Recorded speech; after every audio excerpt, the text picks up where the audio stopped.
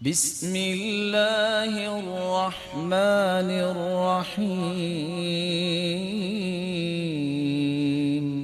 جابر رضی اللہ تعالی عنہ روایت کرتے ہیں، سمعت النبی صلی اللہ علیہ وسلم یقول فی غزوة غزوناها، میں نے رسول اللہ صلی اللہ علیہ وسلم کو یہ فرماتے سنا ایک غزوے میں جب ہم غزوہ کر رہے تھے، استکثروا من النعال، جوتیاں زیادہ لیا کرو، فإن الرجل لا يزال راكبا من تعل، جب انسان جوتی پہنتا ہے تو یوں لگتا ہے جیسے سوار ہے۔ صحیح مسلم 2096۔ اور سنن ابی داود کی روایت کے الفاظ یہ ہیں 4133، كنا مع النبی صلی اللہ علیہ وسلم فی سفر، ہم اللہ کے رسول صلی اللہ علیہ وسلم کے ساتھ تھے، فقال اکثروا من النعال، جوتیاں زیادہ کیا کرو، فإن الرجل لا يزال راكبا من تعل، انسان جب جوتی پہنتا ہے تو یوں لگتا ہے جیسے سواری کر رہا ہے۔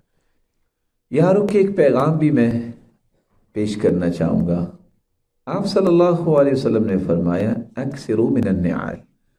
آج کتنے گھروں کی یہ لڑائی ہے کہ بیوی نے جوتا طلب کیا کہ فلاں گیدرنگ میں جانا ہے تو مجھے نئی جوتی چاہیے، جس پر تکرار ہوئی، بحث ہوئی اور آخر گھر ٹوٹ گیا۔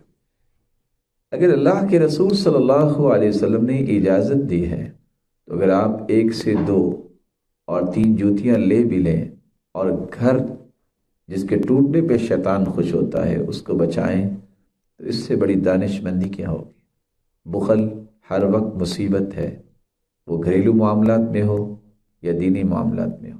اس لیے رسول اکرم صلی اللہ علیہ وآلہ وسلم کی فرامین کی روشنی میں ان چھوٹی چھوٹی باتوں پہ اپنے گھروں کو برباد نہیں کرنا چاہیے، بلکہ خوشی سے احادیث کی روشنی میں آپ صلی اللہ علیہ وسلم کی سنت سمجھتے ہوئے اچھا برتاؤ کرنا، اس کو اختیار کرنا چاہیے۔ اشہد ان لا